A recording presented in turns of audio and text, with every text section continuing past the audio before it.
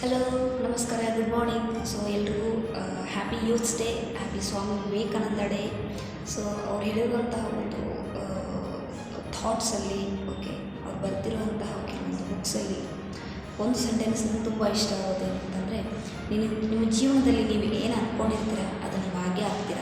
ಆದರೆ ಅದ್ರ ಮೇಲೆ ನಿಮಗೆ ಅಪಾರವಾಗಿರುವಂಥ ಒಂದು ದೃಢ ಸಂಕಲ್ಪ ಇರಬೇಕು, ನಂಬಿಕೆ ಇರಬೇಕು. ಆ ಒಂದು ದಾರಿಯಲ್ಲಿ ಏನೇ ಬಂದರೂ ಕೂಡ ನಾನು ಅದನ್ನು ಸಾಲ್ವ್ ಮಾಡಿ ಮುಂದೆ ಹೋಗ್ತೀನಿ ಅನ್ನುವಂಥ ಒಂದು ನಂಬಿಕೆ ಇದ್ದರೆ, ನಿಮ್ಮ ಗುರಿ ಮೇಲೆ ನಿಮಗೆ ಕ್ಲಾರಿಟಿ ಇದ್ದರೆ ನೀವು ಅದು ಹಾಗೆ ಆಗ್ತೀರ ಅಂತ ಹೇಳ್ತಾರೆ. ಸೊ ನಮಗೆ ಯೂತ್ಸ್ಗೆ ಎಲ್ಲರಿಗೂ ಇದು ತುಂಬ ಒಂದು ಇನ್ಸ್ಪಿರೇಷನ್. ಯಾಕೆ ಅಂತಂದರೆ, ನಮ್ಮ ಒಂದು ಭಾರತದಲ್ಲಿ ನಾವೊಂದು ರೆವಲ್ಯೂಷನ್ ಮಾಡ್ಬೋದು. ಯಾಕಂದರೆ ನಮ್ಮ ಇಂಡಿಯಾದಲ್ಲಿ ಯೂತ್ಸ್ ಜನಸಂಖ್ಯೆ ತುಂಬ ಇದೆ. ಸೊ ಎಲ್ಲರೂ ಸ್ವಾಮಿ ವಿವೇಕಾನಂದರ ರೋಲ್ ಮಾಡೆಲಾಗಿ ತಗೊಂಡು ನಮ್ಮ ಜೀವನವನ್ನು ತುಂಬ ಅದ್ಭುತವಾಗಿ ಕಟ್ಕೊಳ್ಳಿಕ್ಕೆ ನಮಗೆ ಒಂದು ಇನ್ಸ್ಪೈರ್ ಆಗುವಂತಹ ಒಂದು ಯೂತ್ ಐಕಾನ್ ಅವರು. ಸೊ ಅವ್ರ ಒಂದು ಸೆಲ್ಯೂಟ್ ಹೇಳ್ತಾ ಬಾಯ್.